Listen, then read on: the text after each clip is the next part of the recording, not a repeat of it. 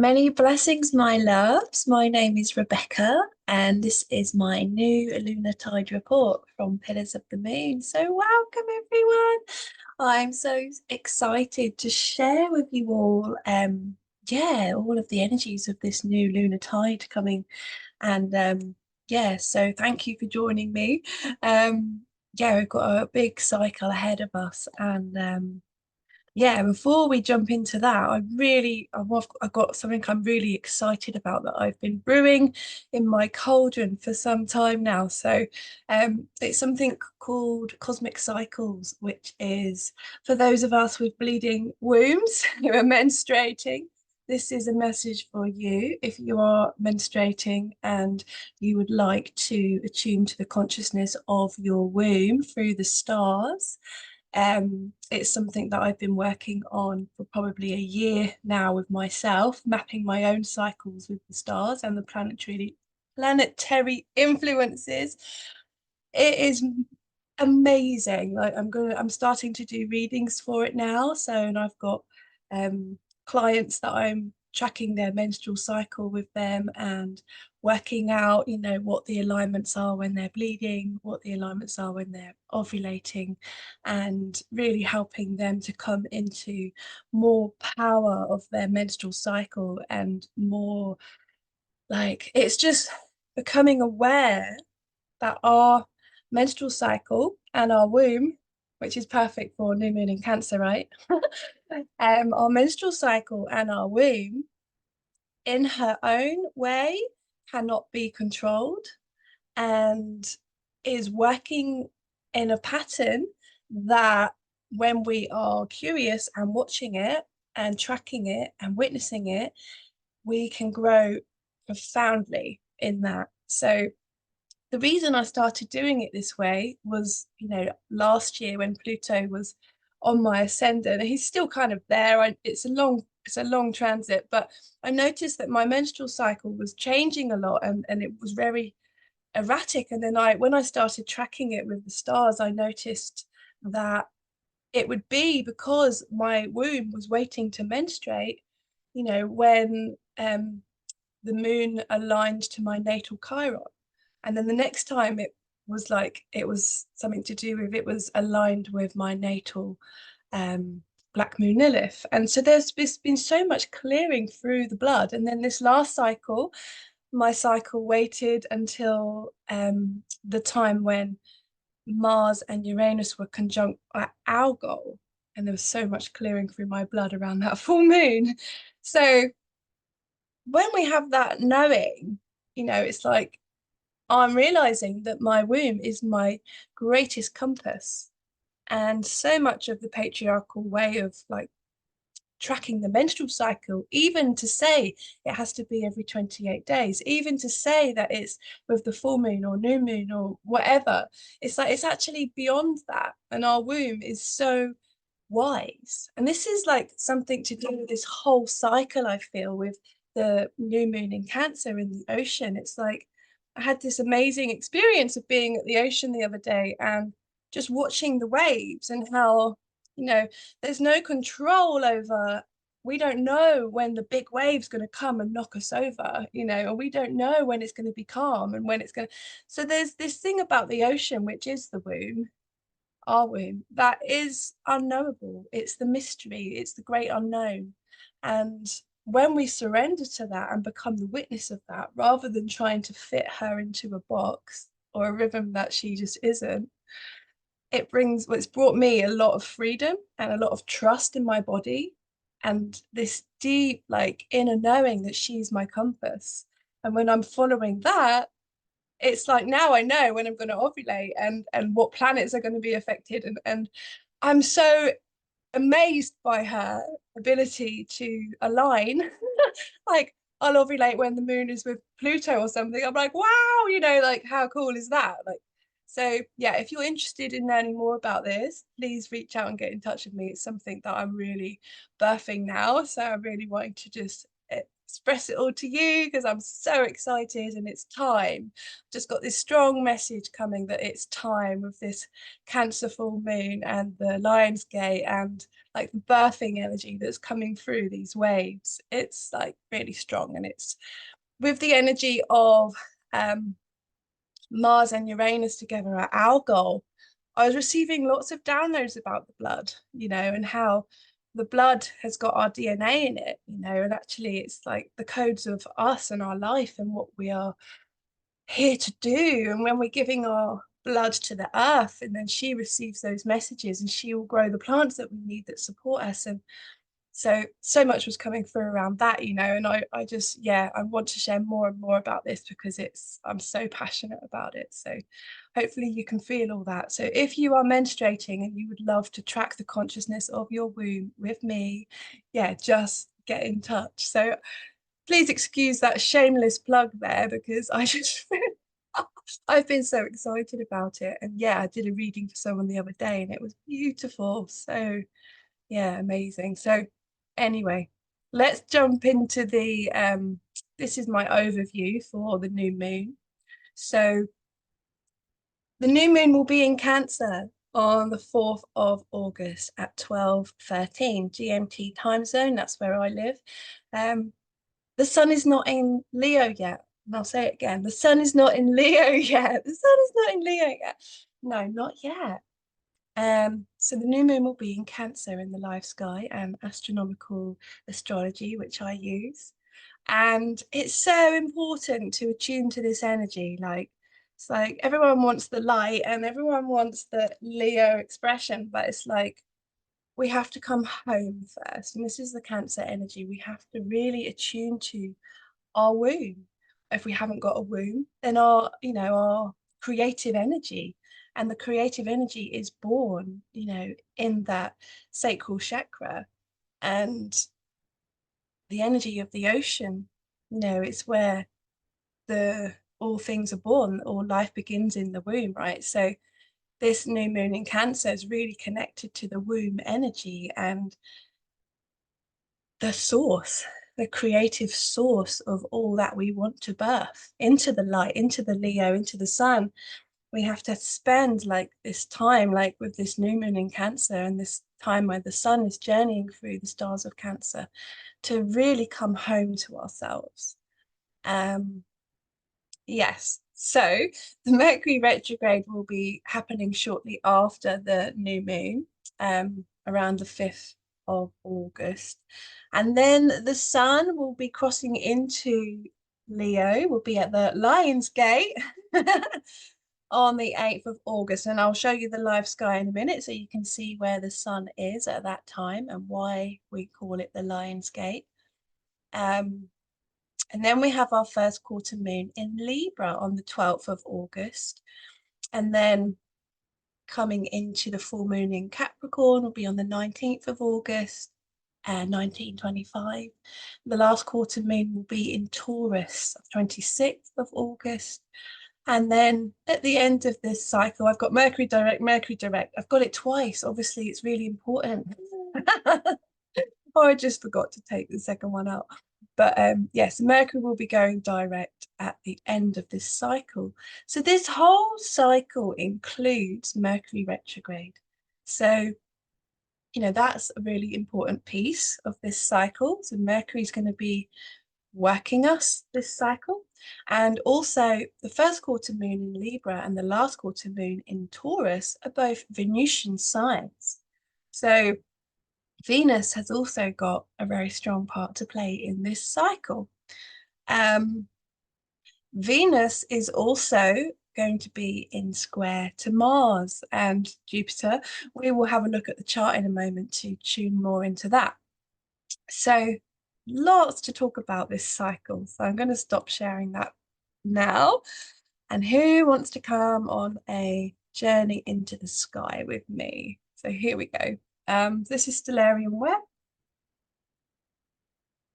I'm just going to change the time, make sure it's correct. I think it was 12:13. Just double check. 12:13 on the 4th of the 8th. Yep, okay, so we're in. So you can see the sun and the moon. This is constellation Cancer. Can we see this? Yes. I'm going to zoom in. So this is the beehive cluster. The sun has now passed over it by the time we get to the new moon. If we just go back to today, I just want to show you today. Yay! So the sun it's just crossed over the beehive cluster. This is beehive cluster, also known as the manger.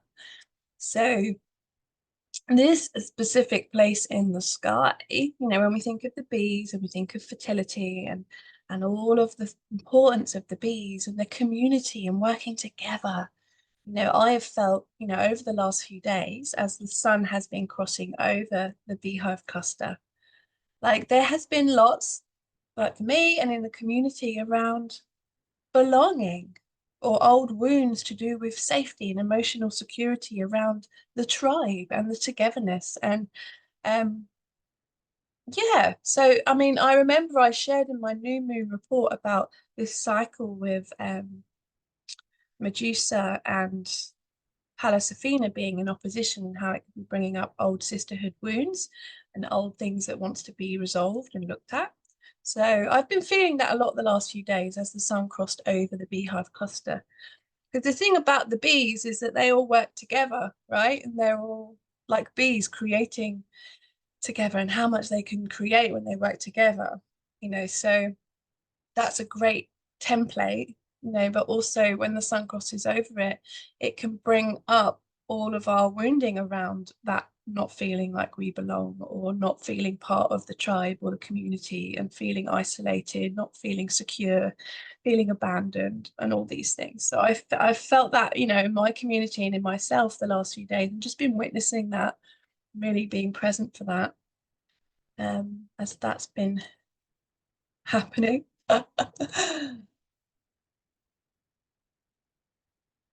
So let's go back to the new moon. Okay. So yes, the sun is in Cancer with the moon. And Vesta is here as well. So Vesta is right on the gate between, this is an asteroid, Vesta, right between the gate of Cancer and Leo. So Vesta is right on the Lion's Gate, really. If we look at the stars of Leo, let's see the border. Vesta is more in Leo than Cancer, but is very close to the sun and the moon. So I feel like that, being part of this cycle as well, is all to do with our devotion to something, devotion to creation, devotion to um, birthing things, birthing ourselves, to regeneration. The Cancerian energy is also connected to the scarab, as I've mentioned before, in ancient Egypt, and also the turtle. So this constellation has many different faces and is very powerful. And we think about the Mayan calendar as well. And the Mayans have their day out of time, which happens in July, which is true Cancer season. So this energy here of the Cancerian energy, it feels like a reset. And we're like, wow, can we be resetting in the middle of summer? For us in England, we're in the heat of the summer. And those of you in the south are in the depths of the winter. But it's like I was thinking about a plant, as I often do, because I really connect with the cycles of nature and how it reflects us. And I've been looking at the plants and like, when does the plant decide that it's done? It's had its flower, it's in its full light. And then there's a moment where it says, okay, now I'm going to make seeds and start the journey descending. So we are at Lammas now. So this is the first harvest in the wheel of the year and the pagan calendar that I follow. So this is the time of starting to harvest the year. And so this energy of Cancer, it's like there's an energy of rejuvenation, of regenerating ourselves, of with the heat of the summer, like just spending time at home, tending our garden, tending ourselves, tending our body, tending our feelings and our emotions. And we may feel more sensitive at this time. We may feel like we want to be more in our nest and less in the world and out there. So this is a beautiful time, like with the heat of, if we're in the summer here in the north, to journey into the garden and really see this time of year. There's a lot of wildness, there's a lot of growth as well, and there's a lot of changes. You know, the seeds are, the plants are starting to make seeds and fruits, and and we're beginning to gather that which we've grown. And so I feel this time of year, it really is a changeover point. And for those of you in the south, you're at Imbolc, which is to do with the cross. So you're crossing over from the dark into the light. And us in the north, we're crossing over from the light into the dark. And so this is a time, this portal of time here with the Lion's Gate is a crossing over point. So for those of you in the Southern Hemisphere, you will be starting to emerge from your winter slumber and your rest, hopefully, if you're living in sync with the seasons. And those of us in the North, you know, we are preparing to harvest. We're preparing to come into the darker part of the year. So it's a threshold, right? Life and death threshold, which is the womb, which is menstruation and pregnancy and birth and ovulation and all of this. So this energy here, it feels like all of this is connected. I wanted to mention my beautiful son Arthur as well. He's 5, and he was telling me he loves numbers. He's really amazing mathematician, and he shared to me, "Mummy, the numbers go on forever." I said, "Really?" He said, "Yeah, they just go on and on and on." And I said, "Well, what do they go on to? What's the highest number?" And he said, "When we get to infinity, the numbers get too big and they have to reset. And then they go back to 0 again." And he was like, "Mummy, number 1 is not the first number. 0 is the first number." And then I just had this like, whoa, because 0 is the womb, it's the circle, it's the reset, and Cancer is the womb. So of course, this energy is like in the height of the summer where it all gets, you know, so much. And actually, there's a point where we have to reset, where we have to say, okay, that's it now. The flower has done its job. It's hopefully been pollinated, and then it can create seeds. So pollination comes with the bees as well, right? With the beehive cluster energy. So where am I going with this? The transmissions of a 5-year-old are incredible, right? But like everything, the seed is the Leo energy. The one is the ego, it's the self, it's the I am, which when you think of Leo, I am sun, I am light, I am a seed. I am a seed of creation. And so the Cancer energy is the 0, it's the reset to go from a flower into creating a seed. So what seeds are we creating now? What is it that we are fertilizing in ourselves to create seeds? So there could be more growth, you know, so there could, because the seed is the new beginning that hasn't even started yet. So this is like the seed that Leo is going to be making will then be harvested by Virgo, will then be taken into the underworld by Libra, Scorpio, Fucus, and then in the new cycle in the spring will come out again and have more growth. So this that we are attending to now is like mapping the way for the future. So my suggestion would be to really tune into our seeds, and our seeds are our creations and all the things that we are wanting to grow for ourselves, for our children, for our community, for this earth. You know, so this is a very fertile new moon. Highly, highly fertile, especially with the Venusian energy as she's on the pillars of the first quarter and the last quarter with the Libra and Taurus first quarter and last quarter moons. So really working with Venus energy. And look where Venus is at the time of the new moon.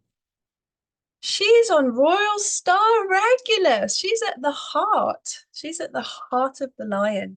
And so the heart of the lion is all about power, success, ambition, leadership. And this is all about really coming into our creative power. and really tuning into all that we love and all that we value and all that we want to create, and leading from love. This is the energy of leading from our hearts, leading from love. And with the new moon and the sun in Cancer, this is about leading with our womb and our heart, and opening the heart womb river, which is, you know, the Hydra serpent. So let's talk about that a little bit. Wow, I didn't know we was going to go into this place again. Just getting deja vu to a year ago, but you know, this happens every year when the sun and moon get here. So this is the head of the Hydra serpent, and this is symbol of our Kundalini. So if you look, the Hydra serpent starts at Spica, which is a Bohemian star of the harvest in Virgo. And so it journeys all the way up to the Cancer constellation. So you can see, we can see that what we're birthing and what is dying is connected, and there's this connection of life and death through the seeds, through the creative energy that goes on and on and on. Like my son said, the numbers just keep going until it gets too much, and then they reset, and then they make new ones again. New seeds will come from the reset, which is the womb. So wow. Okay. Mercury will be going retrograde. Let's talk about Mercury. So Mercury's got a big part to play in this cycle, haven't you, Mercury? So Mercury might be causing a little bit of trouble, maybe some challenges, but let's have a look. So if you look here, it's starting to go retrograde. So I'm moving forward in time. You can see Mercury's going backwards. So the sun passes over Mercury at Regulus in Leo on the 19th. So when's our full moon? 19th. Wow. So the full moon will be on the 19th, and that's when the sun and Mercury retrograde are together at Regulus. So Regulus is also being really activated this cycle, as we can see. So we'll talk a little bit more about that in a moment. So yeah, we're going to keep going back because I just want to show you Mercury's journey. So Mercury's going all the way back. Look, to the head of the Hydra serpent here. You can see now he's starting to go forwards again at the end of August, turning round, station direct, and off he goes again. And then he's going to meet with Regulus on the 9th of the 9th. So this is beautiful. I mean, I don't think that it's going to be easy with Mercury this cycle, but what I can see from the chart is that it's going to be for our healing, because Venus is in trying to Chiron. Right, so let's just go back to the new moon. So you can see Mars is contacting Aldebaran, which is another royal star. So Mars is on a royal star in Taurus, and Venus is home, by the way. The Watcher of the East is linked to success through integrity, and there could be like a challenge of honor. You know, what are we honored? What is our honor? Like we may have like this kind of integrity test with Mars on Aldebaran. So Mars will be joining with Jupiter as well. So we'll just have a look at when that is. So their exact joining is on the 14th, which I think is the first quarter. No, the first quarter is on the 12th. So just after the first quarter moon. Sorry, my computer's gone a bit funny. Might have to refresh it. This is what I mean. Mercury retrograde has been working me already. I don't know about you. Oh, so what is Mercury retrograde? You know, it's all to do with communication, networking. So I think what I'm going to have to do is I'm going to have to go over to the chart so that because Stellarium just kind of went a bit strange there. So here we go. Here's the new moon chart in Cancer. So we've got 14 degrees, sun and moon in Cancer, conjunct Vesta. Vesta is on the Lion's Gate, on the crossover point between these two stars.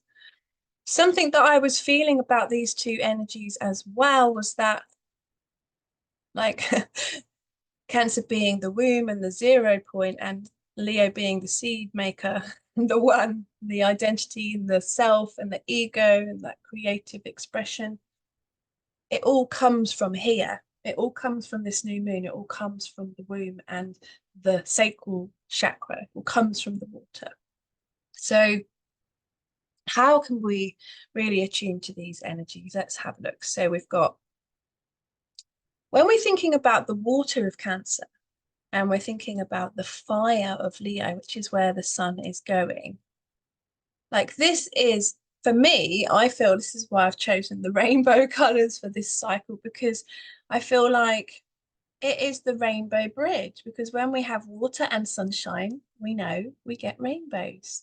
So this is a bridge. It's a cosmic bridge of creativity. So all the things that we're wanting to birth, like for me, it's my cosmic cycle reports, really wanting to express them in the world. So this cycle is the time to do that. All of the stuff that's been brewing in our cauldron, in our womb, this cycle, we may have a chance to really open and express that into the sun and show other people in the community, our passion and what we're devoted to. Vesta of the sacred fire will be helping us to really express our passions in the world. And the new moon is also in sextile to Mars and Jupiter, who are together in Taurus. So we saw that Mars is on Aldebaran and Venus is on Regulus. So Venus is right next to Mercury as well. So I feel like these two energies have got a lot to say. We could be talking a lot. I'm talking a lot about our hearts, our values, our passions, our desires, wanting to share it with the world. And so in sextile to, Venus isn't sextile, she's in square, but the new moon and sun are in sextile. You can see here to Jupiter and Mars. So this could bring an expression of optimism, be quite dynamic, good fortune, courage to shine. Could be quite a very expressive energy, especially with like the waters of Cancer, and the devotion of Vesta and that kind of watery, fiery alchemy. That's birth. With birth we have fire, we have water, and that's how we bring through life. And so yes, these two energies together could be feeling lots of optimism, lots of expression, lots of, perhaps even good fortune. But the thing about Mars being on Aldebaran, because in the beautiful Fixed Stars book that I talked about last time with Bernadette Brady, she talks about the royal stars having a nemesis. So the nemesis is something that you may be tested on with that royal star. To get to the success that that royal star can bring, you may have a test of its nemesis. So the nemesis for Aldebaran in Taurus is to do with integrity and honor. So we could be tempted against our position, and a test of integrity. We might be asked to compromise our integrity, and that could have really negative results if we're not being honest and true to our feelings and our words, and if we are compromising ourselves, actually, that could bring challenges this cycle. And then with Venus being on Regulus, Regulus's nemesis is revenge. So this is all about power and success and leadership. And her being with Mercury, I feel like that revenge, or that kind of like, could be directed through words. We could be backstabbing, communicating in a way that is unkind, because we want to belittle somebody who's hurt us or get back at them in some way. So this feels like the energy of Venus and Mercury in square to Mars and Jupiter. It feels like it could also bring a lot of disruption in our relationships, because Mars being the masculine and Venus being the feminine, traditionally it's like there's like a challenge between, or a conflict. And I feel like it could do a lot to do with finances and assets and belongings, and like who owns things, or like the price of things, or maybe like with Mercury being there, who's about to go retrograde, like there could be an energy of not communicating about how much things are, or not communicating clearly in about money or about our creativity, things we want to create. So there's a lot to do with the way that we're communicating the things that we love, and the things that we're passionate about, and how there's like a tension that could be very disruptive. And Saturn is still in square to Jupiter, who's now with Mars, and will be coming into quite an exact opposition to Venus during this cycle. And so that's kind of, it's like a T-square between Saturn, who's retrograde in Aquarius, and Jupiter, Mars, and Venus, Mercury.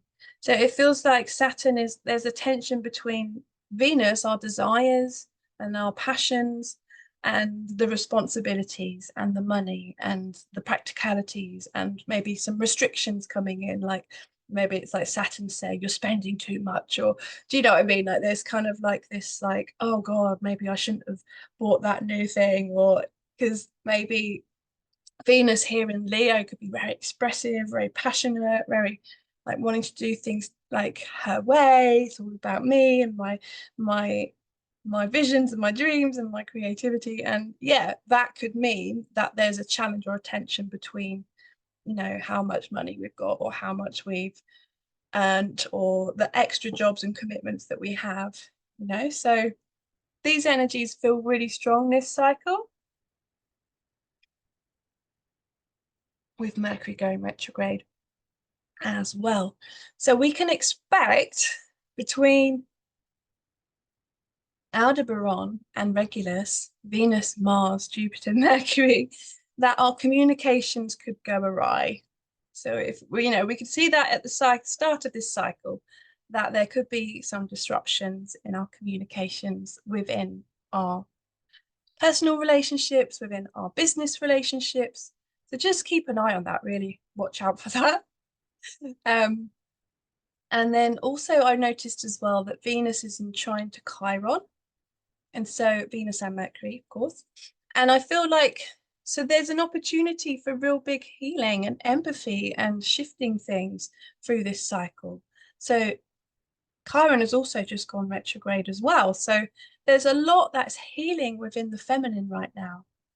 And I feel like her ability to speak, her voice, Mercury, share her visions, her truths, her passions, is shifting, you know, because she's healing, and in sharing her truths and her visions and her creativity in the world is enabling great healing for the feminine in all her faces. Um,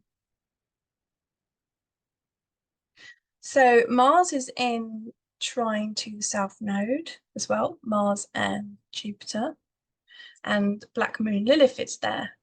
So we also need to watch out for this energy. So there's a really dark energy that's kind of like a shadowy energy that might be wanting us to stay in our comfort zone. So the Venus energy in Leo is very expressive, wants to get out there in the world, wants to do her thing, wants to shine. And then the South Node in Virgo with Black Moon Lilith, there could be lots of stuff coming up around the details of things, or with this Mars energy that's in trine to the South Node. I feel like there could be, because of the Taurian energy, wants to feel secure, wants to feel safe, wants to have enough money, wants to make sure we've got enough. So there could be this stuff about not having enough, or fears of just, let's just stick with what we've always done, the South Node, because it's safer there. You know, but also the new moon is in trine to the North Node. So these kind of, they're kind of conflicting, aren't they? Because there's parts of us that, you know, feel like we need to stay safe in the comfort zone of what we've done, and then there's parts of us that are just ready to fly, really get out there and share that creativity in the world. Saturn in square to Jupiter as well, I mentioned in my last video, it brings like a tension between expansion and restriction. So we may feel like with Saturn, who's retrograde, that we're being pulled back into, you know, questioning resources, questioning our responsibility, really reflecting on all the things we want to build in for the community Aquarius in the world. And Pluto is also making a real nice grand trine, which I think will be here for a while now. And that is with Uranus and the South Node and Pluto. So I think it was their last cycle as well. And so there's like a real kind of like revolutionary energy that is like this constant undertone that's just very deep. And we're being moved really deeply around the Taurian energy with Uranus and the Capricorn energy with Pluto and the Virgo energy with the South Node. So this is all about the earth. It's all about the physical, the resources, the land, our bodies.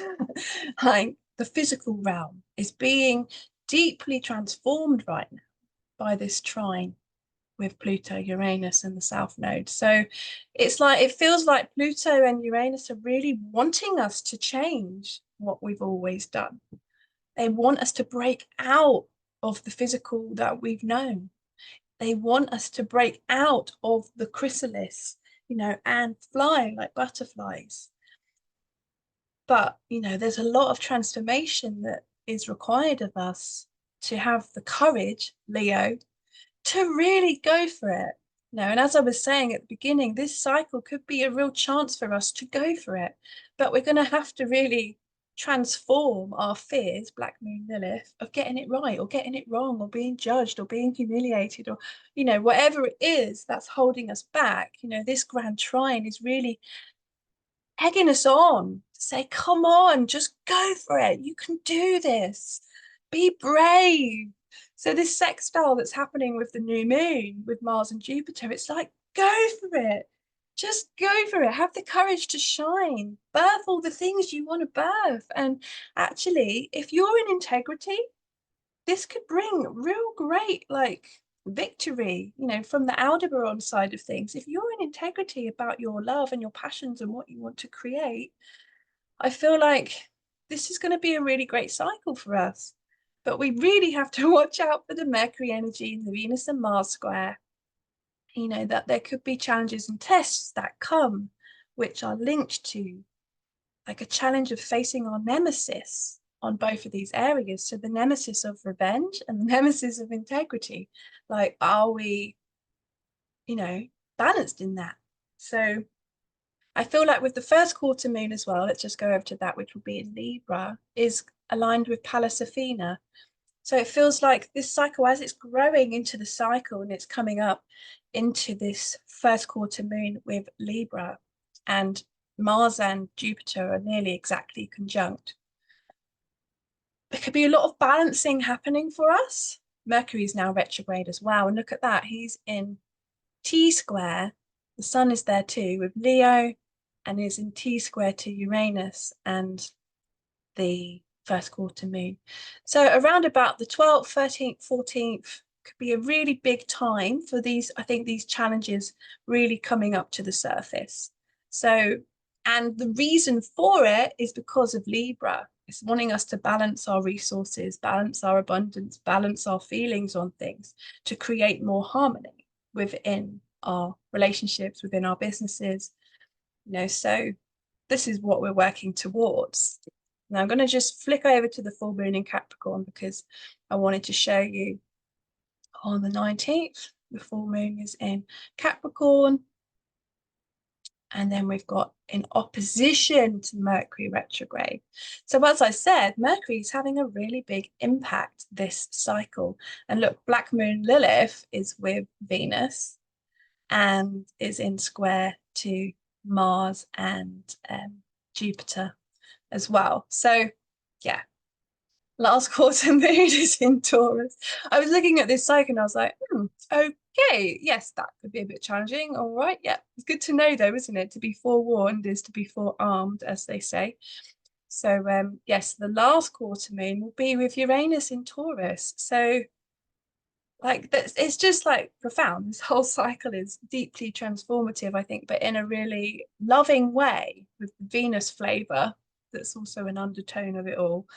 Um, the new moon in Leo will be on the 3rd of September, and this will be at 22 degrees of Leo, and that is going to be a beautiful report to do, although it's in opposition to Saturn, but we will talk about that then.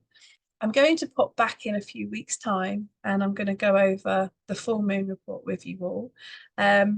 I think that's all I wanted to share about today. So yeah, thank you so much for watching. I'm really excited to share all my musings with you all. And I'm hoping that you found something helpful. Yeah, and if you're interested in the Cosmic Cycles report, please get in touch. I'd love to support you in that way. All right, my loves. Well, new moon and Llamas and in bulk blessings wherever you are in the world. Lots of love. Ciao, ciao.